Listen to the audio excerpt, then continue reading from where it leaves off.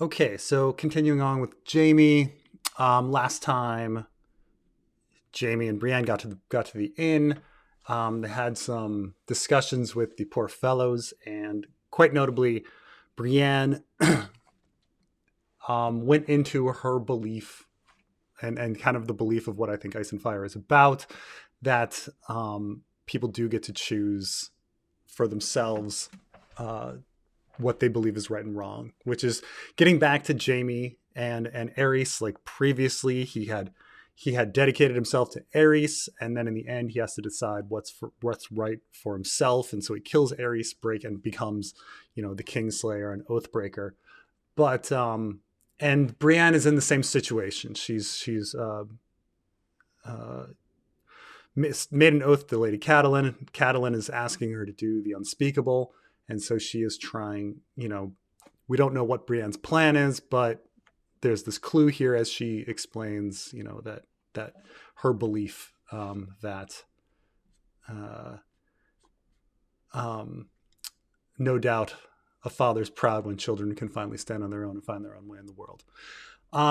So I thought this was very important because Brienne and Jamie get into very much the philosophical nature of the story. So it wouldn't really be a Jamie chapter or Brienne chapter if you're not talking about philosophy and George R. R. Martin's ideas about the world. It would just be them doing stuff. And while like Jamie and Brienne are, it's very important that you get into the nature of morality and what is moral.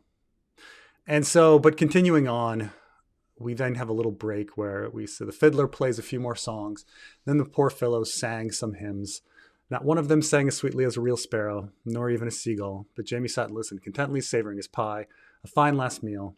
Another oatcake, a piece of salt beef might wait him, but he'll never fill his belly like this again. Jamie is getting drunk and sentimental here, so he's definitely believing he's going to die and he's facing death. And so when you face death, there's a lot of discussion about what what one is doing with their life and what their life um, amounts to.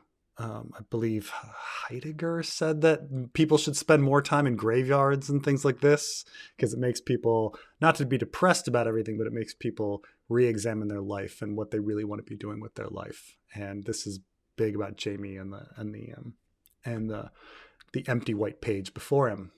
And so here he is, really thinking that he's going on to death. But again, like the whole thing was not to get depressed. Like thinking about death it shouldn't be a depressing thought. It should make one re-examine one's life.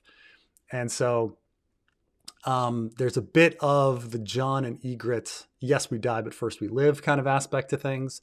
The thought should have made him angry at the sparrows and their delusions. This is mainly, the encompassing everything that he's had in this chapter, in this emotional list. There's a lot of emotional lists in Ice and Fire. Angry at the faithful Tyrashi and heartless fiddler, at ill and pain for never finding him, at Bada for hasty in its holy schemes. And then there was Lady Stoneheart and Beric Dondarrion and Thoros of Myr, those damned wolves and the thrice damned cold, and Brienne, who'd chosen once again to stare at the bottom of her tankard rather than look him in the eye. So he's feeling feelings towards Brienne and angry at her. He should have been furious with her most of all, and he is really. I mean, instead, Jamie found himself grinning. Mayhaps it was only the ale gone to his head, probably, but he couldn't help but wondering what would become of the men around him. Their situations weren't so different from his own, really. In a year, many of them would be just as dead. Perhaps all of them would be. It's unusually empathetic for Jamie here, and but he is drunk, and he's thinking about connecting even with these poor fellows. And that's what came of winter. Food would be scarce, brigands would be savage, and the wars that plagued these lands might not have ended after all. Jamie is kind of predicting the future there. They could guess as much, couldn't they? And yet tonight they were joyful. They were alive. And their songs, harsh as they were to the ear, were alive too. And so is he. So we die, but first we live. We're this song. Anyway. When Boy cleared away their empty tankards, that's hot pie again, being a spy, the star with the holy book turned back to them. Where are you travelers headed? We could escort you there on the morrow for some coin. You'll want a shield against the cold that comes in the night and the terrible fires of the damned. It's important that Boy is there because Hot Pie is the spy. Towards Acorn Hall. But we have no need of protection, Brienne answered. Only the slightest flush to her cheeks. We thank you. She rose from the table and made her way up the stairs, Boy scampering behind her with a ring of keys. Acorn Hall? If that were true, they'd be found in days. I'm going with the idea that the Hollow Hill is closer to Acorn Hall, which is from the Arya chapters of Storm of Swords, rather than Acorn Hall being near at the crossroads from A Feast for Crows. I mean, George is ambiguous about where everything is and travel times and everything, but I just think it makes more sense to have them near Acorn Hall. Mainly because we had more geography in the Arya chapters of Storm of Swords than we had with Brienne. They would be found in days. A lie, then, Jaime thought. A lie so easily spoken by the Maid of Tarth. And he sort of recognizes that now here that Brienne is different. It turns out she's telling the truth here, but Brienne is different. She's all of a sudden able to lie so easily. He wanted to ask her where they were really going, or whether the Hound was in league with Dondarrion, or half a hundred other questions. This is kind of funny considering that the real Hound is, probably maybe dead, maybe on the Quiet Isle. The real Dondarrion may be dead, but if he isn't dead, he's probably in the neck somewhere. Or half another other questions. With the ale in her, perhaps she'd finally tell a tale or two, tell the truth at least to a dying man. But when he made his way to the second floor after a trip to the latrine, her door was already shut and bolted. He rapped the stump of his sword hand on the door. Brienne? The only reply he got was the sound of snores. And this is just meant to be a little sad scene. Like he wanted to connect with her, and he was unable to. He missed his chance because he had to go to the bathroom, or she probably wouldn't have even talked to him anyway. But even the reminding, the sadness of him like rapping on the door with his stump, and being unable to get any truth from her. On leaving the inn the next morning, they made their way past the docks. To Jaime's surprise, the skiff they had once sailed from Riverrun was still there. By some miracle, it had survived the floods and was well kept to boot. It had been patched up in a few places and even given a new rudder. A few of the editors had a problem with me keeping the skiff around. They're like, how would the skiff survive if it killed the husband and boy? So it kind of added in that there was by some miracle. I just felt it was really very important to connect that the skiff was there as a connection to their old story.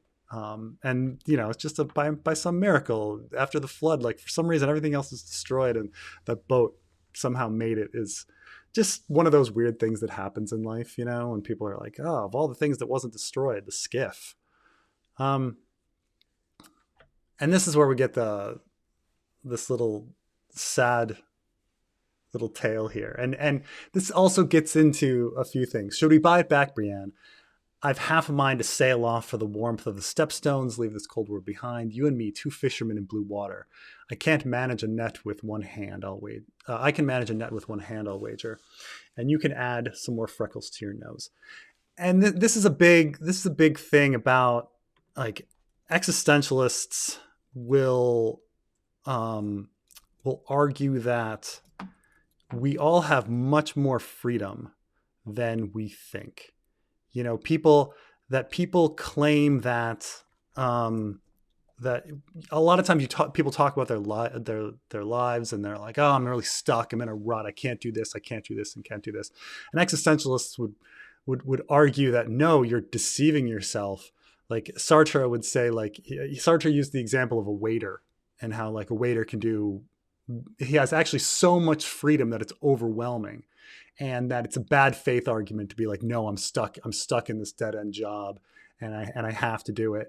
When there's actually like infinite choices to the world.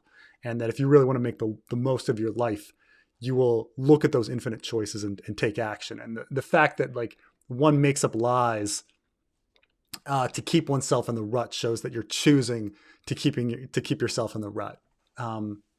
And so this is kind of in that vein, like Jaime out of nowhere is coming up with this like incredible thing that they could do. They could both run off and, to crystal blue waters and be fishermen and have this like wonderful life. I mean, and the implication even of romance and things like that in there. And it's, but of course, Brienne narrows her eyes and is like, I have a duty, Sir Jaime, so do you. But it's a little more than that for Brienne. I mean, it'd be one thing if he offered that to her when she didn't have the duty of finding Sansa or the duty of trying to keep Podrick and Sir Hyle alive, which is like, Sir Hyle and Podrick are still being held hostage by the Brotherhood. And so when Jaime is offering this, like, we could run off together kind of idea, like, Brienne can't take it, not to mention the Lady Sansa, she has to find Sansa. And that's very important to Jaime. I mean, it's very important to Brienne. So she says, like, I have a duty. And so do you. And he's like, duty, aye. But that's the thing is, she's choosing that duty in the end, right? She's choosing it. It's not, she's not really bound by duty. Brienne is choosing it. She has the option. They could run off right there, buy it back.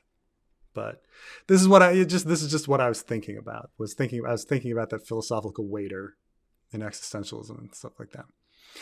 And this gets into the next paragraph. They rode south. Soon enough, they neared the river road, where they had to make a choice.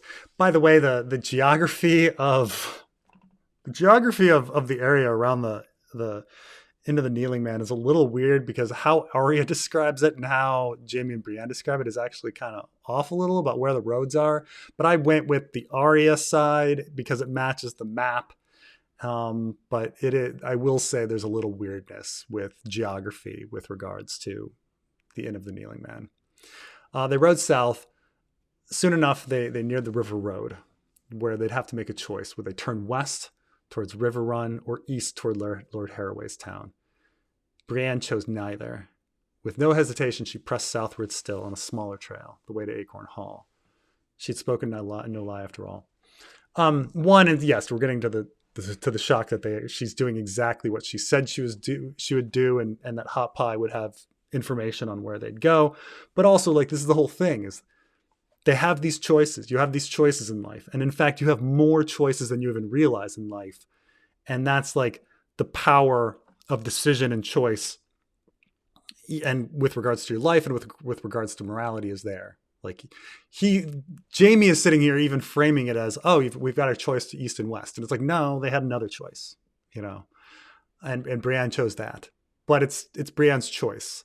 And this is all getting back, to the philosophy of like, who comes up with the morality? Well, you do. You choose. Like, even if you're saying that you follow the doctrine of a god or the Bible or whatever, you pick and choose which things you're following. Like, no one's sitting there not wearing clothes of multiple fabrics, which is banned in the Old Testament because they realize that one's silly.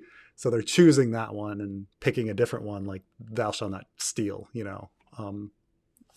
but the choice is theirs. The choice is always within us. So this is the whole idea of this whole thing. Jaime had resigned himself to a hellish few and final days. They kept a feverish pace. They'd keep a feverish pace, just as before, a desperate bid to leave their pursuers behind, along with anyone else that might be at their heels. Knights, brigands, demons. Knights, he's referring to his knights who are out there looking. Brigands, he's referring to the Brotherhood Without Banners and people like that. And then demons, the stories of the poor fellows, or you could say the Arya's wolf pack or any of that. But we also get this conflation because the brigands are the Knights of the Hollow Hill, but then they're also being called the demons by the poor fellows, and so everything kind of flows around in here. Some people call Jaime's knights demons. He was certain they would make haste now, if ever. He would have bet on it, but as it went, he'd have lost his purse. They rode easy the next day, stopping frequently to stretch their legs and knead their blistered feet. Come evening, as the sky darkened, they decreed they stop. The following day and night were the same. On the third night, she even allowed a fire. This is, there was a lot of discussion with editors about, like, why is Jaime so willingly going into this? And it's like, they all get it. Like, this is all a parallel to Jon and Qhorin Halfhand. Like, it's very clear that Qhorin, like, I don't know, when you reread A Clash of Kings and Qhorin Halfhand acts like such an idiot, it seems like he wants to get caught. And at some point, either from the beginning or at some point in the middle, he did want to get caught. This is why he was like telling these stories about how, like, oh, you need to remain true, even during our next step, because like he knows at some point he wants to get caught. We're not sure when Qhorin decided, if he wanted to get caught from the very beginning, or if he decided right before they went and they captured those wildlings, or if he came up with it like on the run at the end. But at some point he wanted to get caught. And here we are, the same kind of idea. Brienne wants to get caught. And that's why she's going slowly. And so this line was kind of put in because everyone's like, Jaime wouldn't be that stupid. He'd figure it out. I mean, Jon didn't figure it out, but Jaime, fine. She wants us to be found. Nothing else made sense. The hound would catch their scent at the end of the kneeling man, and from there, they would be easy prey to stalk. He's a hound. The pious Tyrashi might not even be in league with Clegane. They were all deserters in the end. Of course, this is all not true because we know that the hound is not even around. If he's even alive, he's on the Quiet Isle, and the Tyrashi have nothing to do with it. Yet for now, they're still alone. They'd seen no travelers since the end, nor any game either, and all the birds were already nesting down in Dorne. The idea of there being no birds, this is something Arianne brought up in Arianne 3 when she's climbing the tower. She's listening for the nightingales during the hour of the nightingale, and they're not there. Within the woods, there was naught to hear but the rustle of wind through the branches and the crackle of their fire. And then the shield, which kind of everybody knows we had to talk about the shield. We had to fucking talk about the shield. Jaime's not going to see Dunk's shield and not think, why the hell do you have Dunk in the Tall's shield? How'd you come by that shield, he asked, pointing it out amongst her belongings. He knew the coat of arms from the White Book, but he was curious to see the tree and falling star in such a place, in such a hand. We don't want to be too explicit, so we never say Duncan here, but it is. It's the one you gave me, Brienne told him from across the fire, painted over in Duskendale. Men told me its old sigil was unseemly, unfortunate gift. And this gets into, there's some talk. I think it was Bran Voss's original theory that there was some statement to the idea that the Lothston bat is hidden in the shield and ice is hidden in the sword. So you have two hidden things, a matrilineal and a patrilineal. If we assume Lothston goes into Went, didn't want to make too big of a deal out of it, so it's a real quick discussion. But we're shoving it in, and almost a missed opportunity because in the end, Brienne has a broken arm. She's not using anything. So she says, "Oh, men told me the old sigil was unseemly and unfortunate gift. The Lothston bat." Then he remembered, "I must have forgotten my history." And this is a little bit of repair because in A Storm of Swords, George has Jaime think that, oh, well, everyone's going to forget the Lothstons. I'll be a nobody. And then Brienne has the Lothston shield and everybody's like, what the hell are you doing walking around with that shield? It's infamous. So George has this contradiction in the text where Jaime idiotically thinks that the Lothstons would be forgotten. And then Brienne has this infamous shield. And, it's how to reconcile that. And we reconcile it with Jaime just saying, yeah, I'm sorry, I forgot. So he says, oh, the Lothston bat, I must have forgotten my history. Every child in the Riverlands fears that Mad Donnell will come for them and drink their blood should they misbehave. This is just repairing that contradiction that George had put in the text. Jaime forgot. But not so unfortunate a gift, really. She raised an eyebrow, so he continued. Lady Catelyn's mother was a Went, kin of my late brother Sir Oswell. This is all true. So you've no doubt heard of him with his famed bat helm. That is true as well. He had a famed bat helm. Well, according to Oswell, his grandfather inherited that sigil when he took to bride the last Lawston daughter and became Lord of Harrenhal. So one might say that. And this is all true. Like, Jaime spent years with Oswell. You'd think he'd know about Oswell's family and life and all of this. Like, he would know this stuff. So it all fits in. That if we assume that the Lawstons went to the Wents and all this, he would have all this information. So one might say, and then she's like, this is all, yeah, I can't lift it. Like, yeah, great theory. Doesn't matter. I can't lift it, she blurted out. A shield from her mother to match the sword from her father. Is that what you're going to say? Well, it makes no matter anymore. I cannot wield it in battle. Not with my arm. It's healing too slow. We're not healing right at all. Crippled. That was the reason she'd barely spoken, Jaime realized. Incorrect, but Jaime is putting that in. Her arm was the secret she'd hoped to keep. And now he's getting angry about it. Had she not wanted his sympathy, his commiseration? Did she think they would somehow sully her? His sympathy, his temper flared. You're leading us both to die then. Why? Honor, Brienne said dully, still looking down at her broken arm. Duty. The Tully words. And this gets into it. Like, why is Brienne doing this? Well, she has this oath to Catelyn. Maybe, but again, like, her honor and duty is her, he thinks the honor and duty is to Catelyn. But her honor and duty is probably to Podrick, is what I'm saying. Podrick and Hyle. Like, she's doing this all to save Podrick and Hyle. Not for Lady Catelyn. We don't know this yet, but you can read between the lines of like why she says the word at the end of Brienne 8. She looks to Podrick and Hyle dying, realizes she needs to do something, so she says sword. So she's doing this. The end of Feast for Crows tells us this. She's doing this for them. Her honor and her duty is to them. That's her choice. It's not really to Catelyn, but we'll get into, we'll discover this later. But the Tully words, Lady Catelyn's words, though the last was missing, family. And now we get this few connections here, because Jaime never thinks about Sansa as his family, and we also have the big. We're fixing the big problem with Jaime's story is he never thinks about Tysha. And so we're going to have him think about Tysha here and try to repair some stuff. So, by law, Lady Sansa was that, his brother's wife, his good sister. He'd have another good sister once. She had been Sansa's age. And not near as pretty, but beautiful to Tyrion. And that's the thing, right? He's going off for Sansa and trying to rescue Sansa, and Tysha was the same age. And he never thinks about her.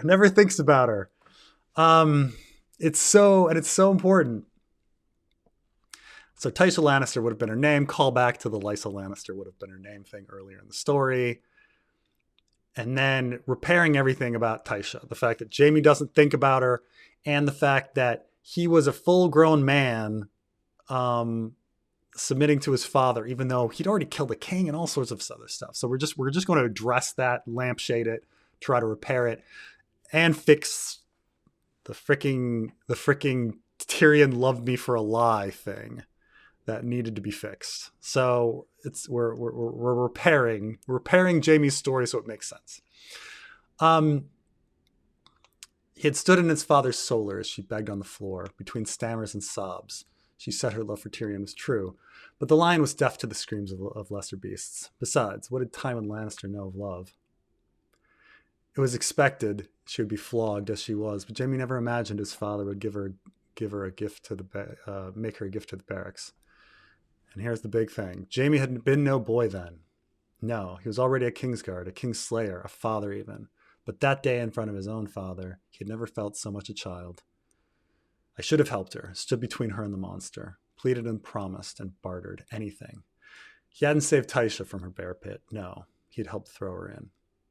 And that, all of these things he should have been thinking about, all of these things, his rescue of Brienne and searching for Sansa, and all of these things should relate back to the girl that he weirdly let be destroyed, and his brother that was destroyed with it, You were cruel was all he could manage to his father's face afterwards.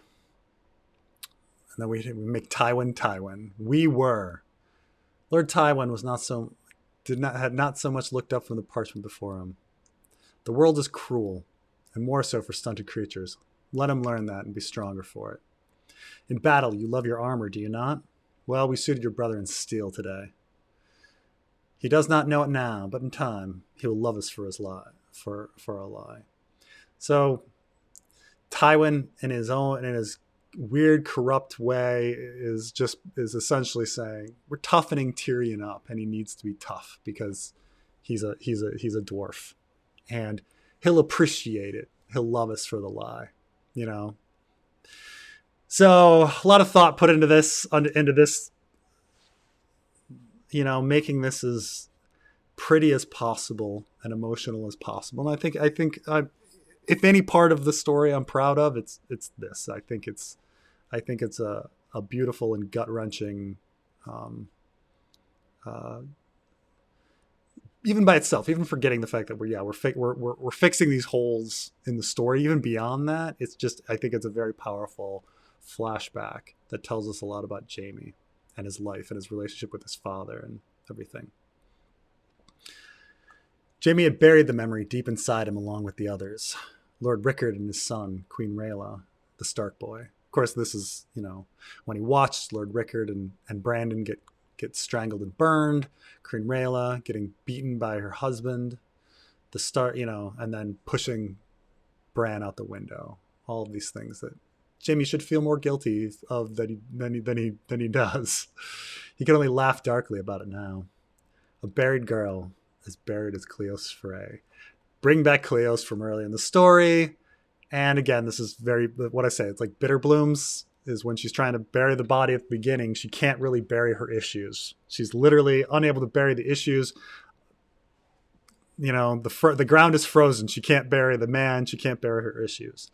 So this is what I'm getting at. This George R. R. Martin idea of being unburied, physically and metaphorically. As buried as Cleos Frey. Cleos Frey is not buried. So obviously Tysha is not buried. He was unsuccessful in burying her. Brienne took the first watch, leaving Jaime to huddle under his blanket. Before long, a light snow began to fall, white flakes collecting in his beard, another reminder of his age. I'm a man, not a boy.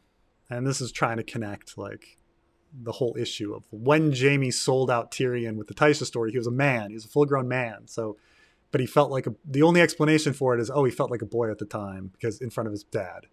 So it's like, I'm a man, not a boy. Or was he as helpless as a babe? And this gets into he's being the idea of is Brienne sacrificing Jaime for Podrick and Hyle, swaddled and ready for sacrifice. This idea of him being left in the woods for sacrifice, just like Craster's babes. For the others, he's being left in the woods by Brienne to be collected by the demons. King's blood had power in it, Aerys used to say. We don't know if Aerys ever said that, but it seems like something he might say. But 300 years after the conquest, little and less of it ran in Jaime Lannister's veins. He'd worn many titles: Lord Commander of the Kingsguard, Warden of the East. This is just kind of bringing back the Warden of the East plot that's been largely dropped. Even Lord of Casterly Rock to his late father, but none of them king. He'd killed one king, cuckolded a second, and sired two more. But none of that wrapped him in royalty of his own. What spells could wizards weave with an Oathbreaker's blood? Beneath his blankets, he gripped his sword, waiting for sleep to take him, or perhaps the others. Being very explicit on this analogy. And then with a fight, a twig snapped, and Jon shot up in alarm, and there emerged from the tree as a figure, a shadow at the head of a wolf. Warg. He essentially sees the Hound here.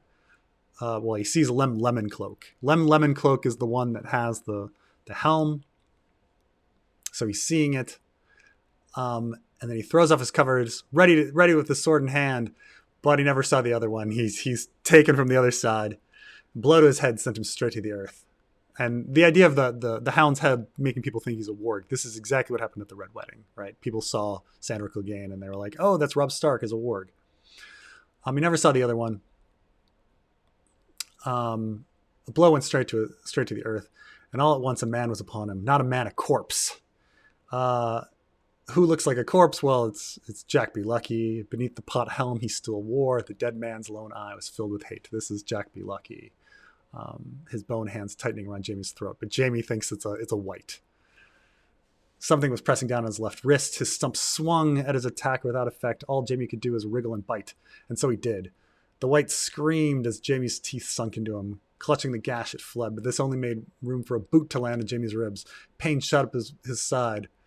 For a while, something growled, or will, I don't know, while. Jaime grasped for air, the taste of his blood in his mouth. We get an idea of who this is, who is caring about while. A second kick for Heward. It was the voice of a Northman, because we know this is Harwin. One with a tangled beard and a furious mane. But again, like we're bringing in all of the stories of like the poor fellows, obviously, right? They talked about resurrecting the dead and how there are wargs, and so Jaime's mind is going at this point. He, about Northmen and wargs and wizards and whites and all of this. So it was a Northman, tangled, furious mane. Jaime thrashed wildly. He wrenched his hand free from beneath the boot and scrabbled about, clawing at the dirt, searching for sword, for rock, anything, for Jory. And I think at this point, once you mention Jory, like people have forgotten who Weil and Heward are, but people kind of remember Jory. So he's and a third kick, this time to Jaime's arse, and it sent him tumbling forward. And then the laugh came from beneath. The helm was chilling. He's here. In truth, it's Lemon Cloak, but Jaime looked up and saw it, a snarling hound's head, hiding the scarred face beneath. Clegane. Light flickered and danced over the worn steel. A demon. Out of the corner of his eyes, he saw her too. There she was, standing behind him. Do something, he begged silently. Unsheathe your sword. Fight. But the Maid of Tarth only watched. And this is the thing. He's saying do something. Make a choice. Do something. But the Maid of Tarth only watched dutifully. And so that's the Brotherhood without banners coming in at the end. You can recognize at least a lot of the crew. I mean, we got how many of the crew? We got 4 of them. Is that Lem, Jack B. Lucky, or is it just 3 of them? Harwin, Jack B. Lucky, and Lemon Cloak are seen at the end here. And he's essentially, captured at this point. There was some discussion. Originally, he was like, kicked unconscious, but at the same time, like so many Ice and Fire chapters like end with people like losing consciousness and cutting off that we're like, nah, let's just end it. But that's the Jaime chapter. I think it came out pretty good. I think I'm really happy. Some people were like, oh, this is my favorite one, and that makes me feel very good. It was a tough one. Like it was very emotional, trying to get into the emotions of Jaime and making it sad and beautiful. I think it really works. I'm pretty proud of this one, even though some people criticize. Not enough happens. You could have just had him already be captured and do this in flashback. But it explains where he's been for weeks. Anyway, thanks for everyone.